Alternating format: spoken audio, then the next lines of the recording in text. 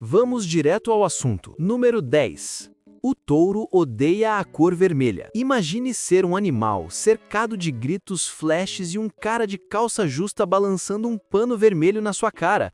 E ainda assim, o que mais te irrita não é a cor, é o humano. A verdade é que touros não o veem em vermelho como nós. Eles são basicamente daltônicos para essa tonalidade.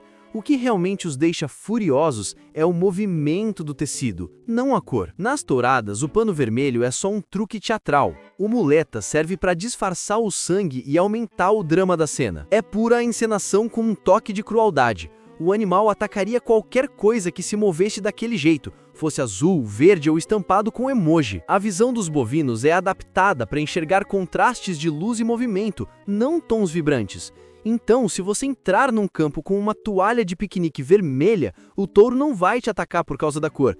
Vai te atacar porque você é uma criatura estranha se mexendo no território dele. Basicamente, o problema nunca foi o vermelho. Sempre foi o ser humano. Número 9. Os humanos têm só 5 sentidos: tato, paladar, olfato, audição e visão.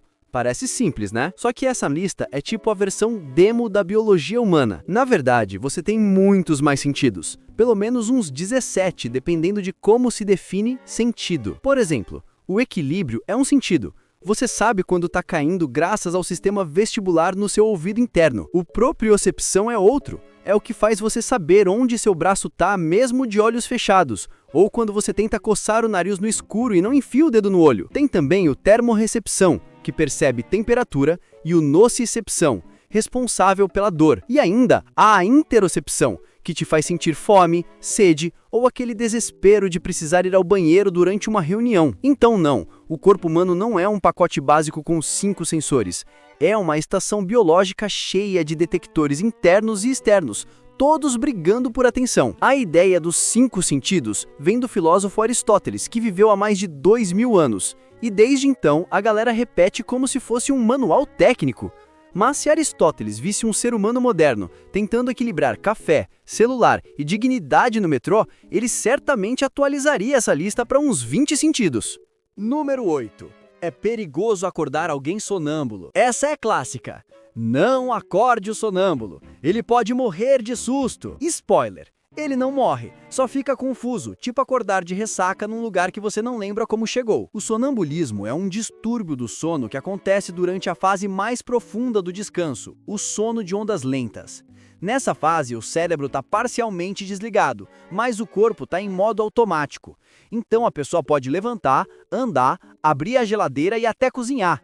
Sim, há casos reais de gente fritando ovo dormindo. A ideia de que acordar um sonâmbulo é perigoso vem de um mal-entendido antigo sobre o cérebro. Achavam que ele trava e podia entrar em colapso se fosse interrompido. Mas o que realmente acontece é um pico de desorientação. A pessoa acorda confusa, sem entender onde está e às vezes assustada. O risco real está em não acordar o sonâmbulo. Ele pode tropeçar, sair de casa ou tentar atravessar a rua. Então o mais seguro é guiá-lo de volta para a cama com calma, sem gritar, "Você tá dormindo!" Então, sim, pode acordar, só não precisa fazer disso um filme de terror. Número 7. O desodorante causa câncer. Ah, o desodorante, o herói injustiçado da higiene moderna. Durante anos, circularam correntes dizendo que antitranspirantes bloqueiam toxinas e causam câncer de mama. E claro, como toda boa fake news, ela mistura um pouquinho de verdade com um caminhão de paranoia. A confusão começou porque desodorantes antitranspirantes contêm compostos de alumínio. Eles bloqueiam temporariamente as glândulas sudoríparas para reduzir o suor. Daí alguém pensou, se impede o corpo de suar, ele fica cheio de toxinas, né? Errado! Suor não elimina toxinas. Quem faz isso são seus rins e seu fígado, que, aliás, estão trabalhando demais enquanto você lê isso. Estudos sérios revisaram milhares de casos e nunca encontraram ligação direta entre o uso de desodorantes e o câncer. Nenhuma. Zero. O medo aumentou porque nos anos 90 acharam traços de alumínio e parabenos nos tumores, mas eles também aparecem em um monte de outras coisas do cotidiano. Se desodorante causasse câncer, os vestiários seriam zonas radioativas. Na verdade, o perigo real é o oposto: ficar sem usar e causar um genocídio olfativo no ônibus. Número 6. O Sol é amarelo. Você provavelmente já desenhou o Sol amarelo no canto do papel, com aquele sorriso psicopata e raios pontudos. Mas, surpresa! O Sol não é amarelo, ele é branco. O que acontece é que a atmosfera da Terra bagunça as cores. A luz solar é branca, composta por todas as cores do espectro. Quando atravessa a atmosfera, as ondas azuis se espalham mais. É por isso que o céu é azul. Já a luz que sobra, ao chegar até nós, parece amarelada. No espaço, sem a distorção do ar, o Sol brilha como uma lâmpada branca absurdamente brilhante. Se você visse de fora da Terra, pareceria mais com um flash de câmera gigante do que aquele círculo amarelinho dos livros infantis. Até cientistas que trabalham com filtros solares lembram: o Sol só parece amarelo aqui. Então, da próxima vez que alguém disser "um lindo dia ensolarado", saiba que o astro-rei está sendo vítima de difamação atmosférica. E não, ele não tá mais amarelo ao pôr do sol. Isso é só o planeta filtrando ainda mais luz azul. Basicamente, o pôr do sol é um show de ótica patrocinado por gases e poeira. Número 5. As plantas respiram oxigênio e soltam dióxido de carbono. Essa é uma confusão tão comum que dá vontade de abraçar um livro de ciências e chorar. Todo mundo aprende que as plantas fazem o contrário dos humanos. Mas, na real, elas fazem as duas coisas, só que em horários diferentes. Durante o dia, com a luz do sol, as plantas fazem fotossíntese, absorvem dióxido de carbono e liberam oxigênio. Mas à noite, quando não há luz suficiente, a fotossíntese para e elas respiram como a gente, consomem oxigênio e liberam gás carbônico. A diferença é que o balanço final ainda é positivo. Elas produzem muito mais oxigênio do que consomem. Então, sim, dá para dormir com plantas no quarto. Elas não vão roubar o seu ar e te sufocar, a menos que você durma num quarto do tamanho de uma caixa de sapato com uma floresta dentro. A confusão vem do jeito simplificado como o tema é ensinado de plantas produzem oxigênio, humanos produzem dióxido de carbono. Verdade, pela metade. Na prática, é mais como um casal equilibrado. Um trabalha de dia, o outro de noite, e os dois fazem o sistema funcionar. Número 4. Os peixes têm memória de 3 segundos.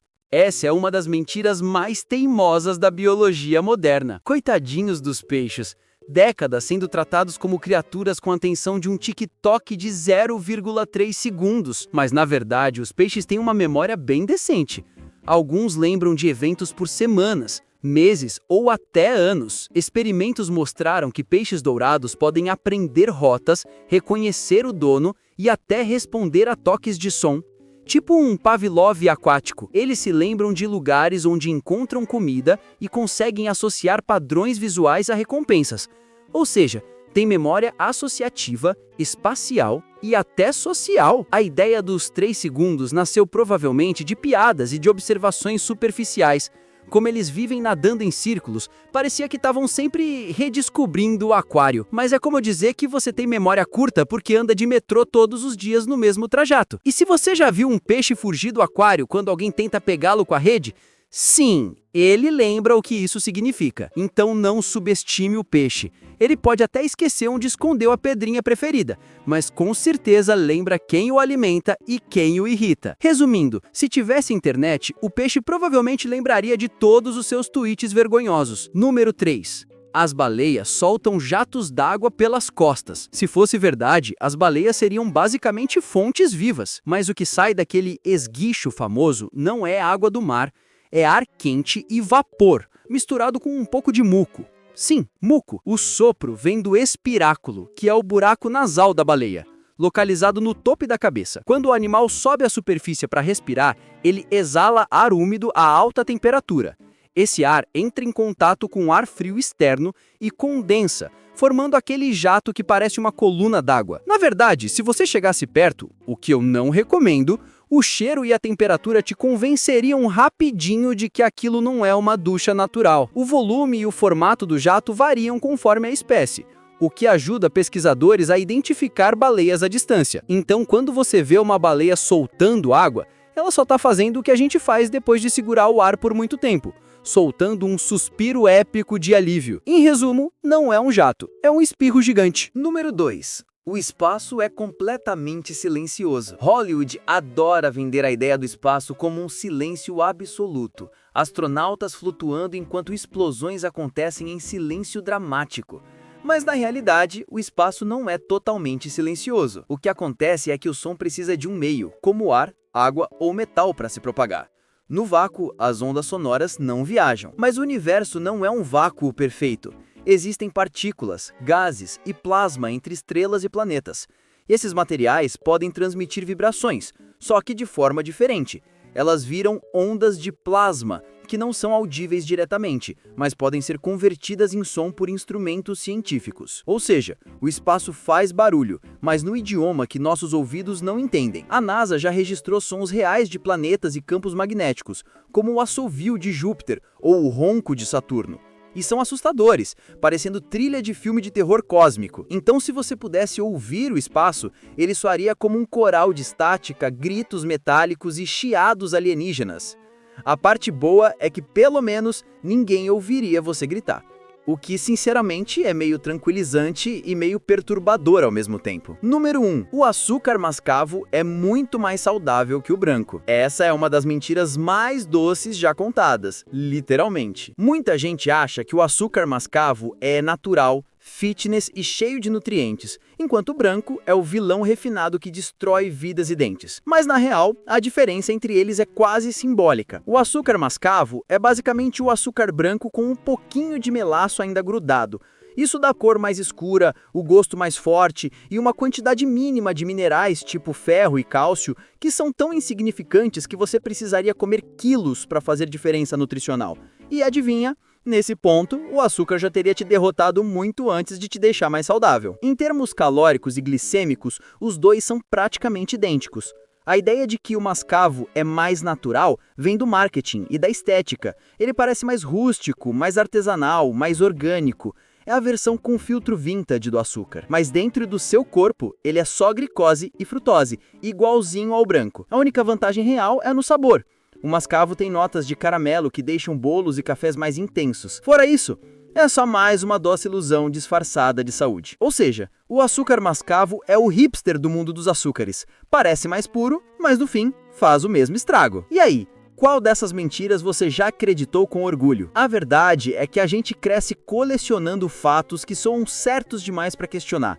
Mas o conhecimento é assim mesmo, muda, evolui e às vezes destrói nossas certezas favoritas. Comenta aí qual desses mitos você já defendeu e qual te deixou mais chocado hoje. Isso é tudo por hoje.